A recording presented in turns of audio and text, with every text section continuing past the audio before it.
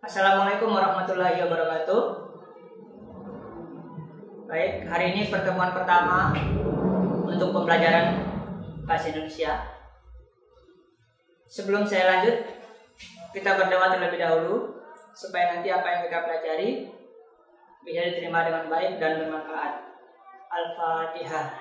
A'udzubillahi minasyaitonir rajim. Bismillahirrahmanirrahim. Alhamdulillahirabbil alamin. Iya kan aku tuh ya kan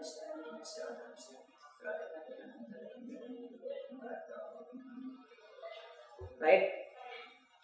Selanjutnya saya perkenalkan diri dulu. Nama saya Pak Yendra, mengajar pelajaran bahasa Indonesia. Di tahun ajaran baru ini beda dengan tahun ajaran yang sudah kita lewati.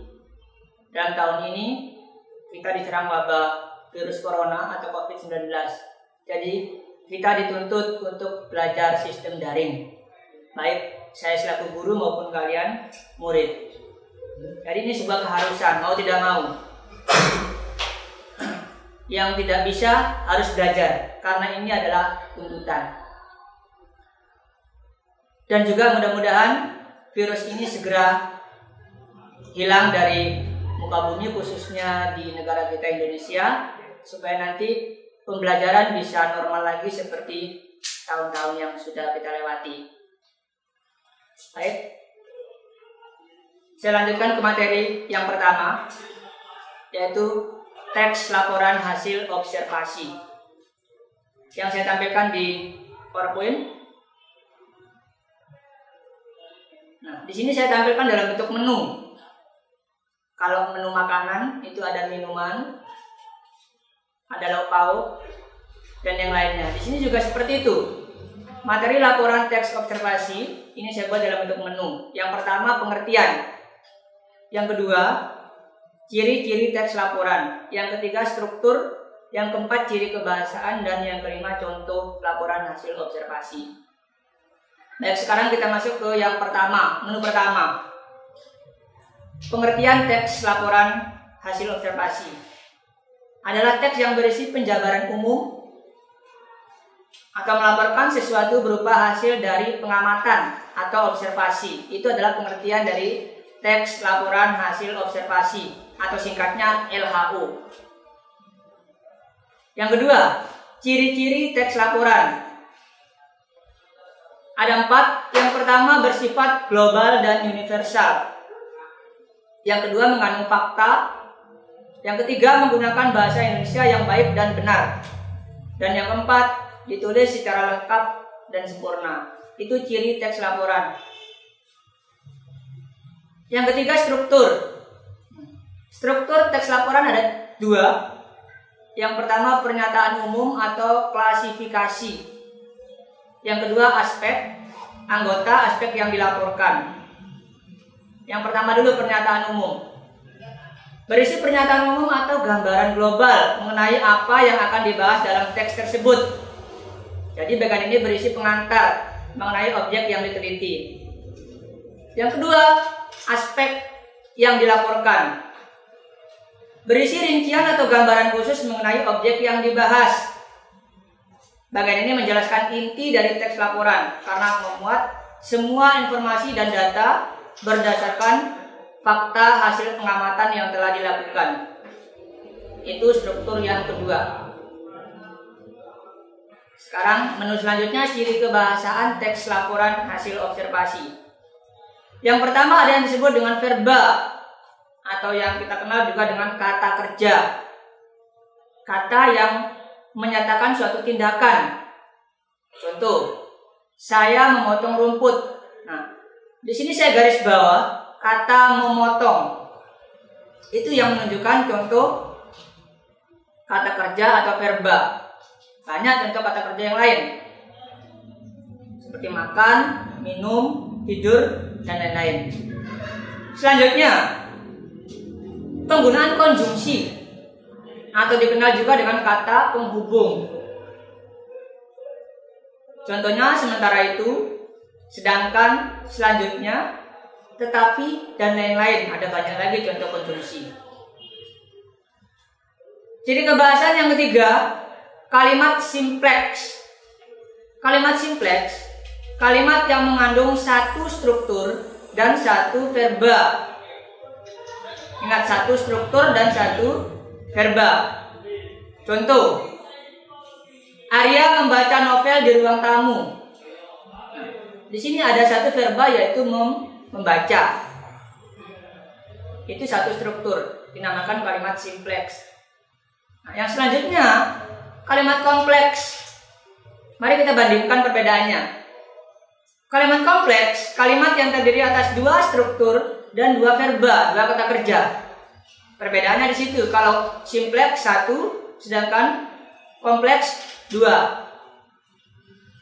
Ciri yang menyatakan kalimat tersebut strukturnya dua pasti ditandai dengan adanya kata penghubung. Perhatikan contoh di sini.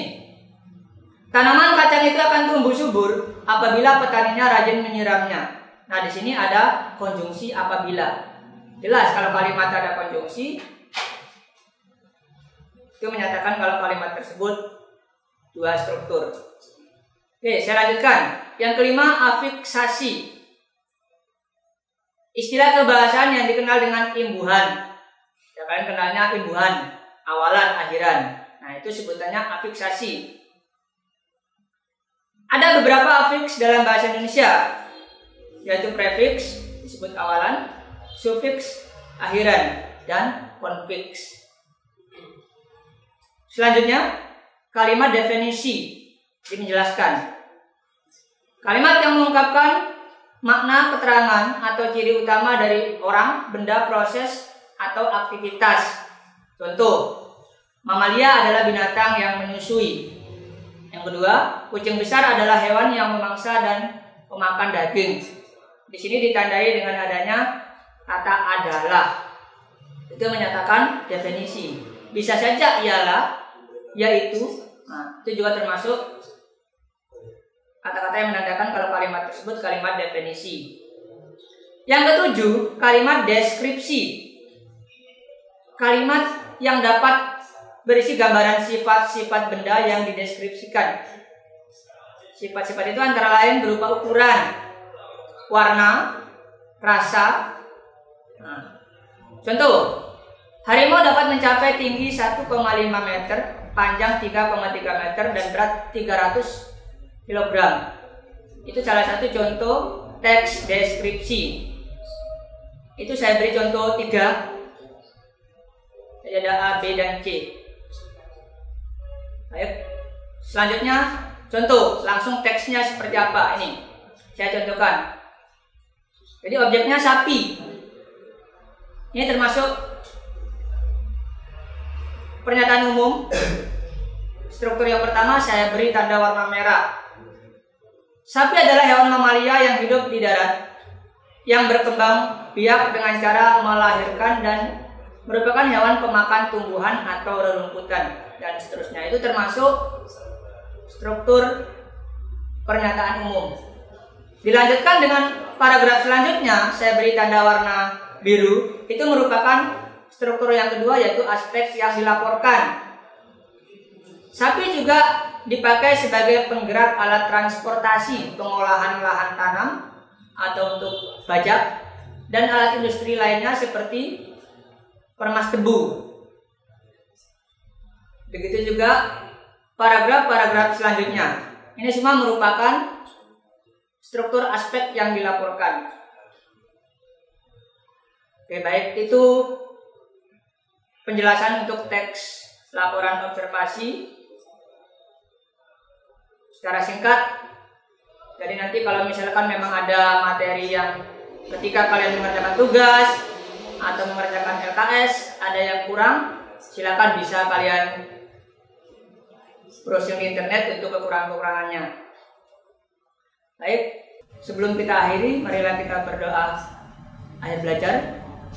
Bismillahirrahmanirrahim. Allahumma inni astaghfiruka ma'alam dani fardutu ilayya indah hajati ilaihi walatun sinihi ya rabbal alamin.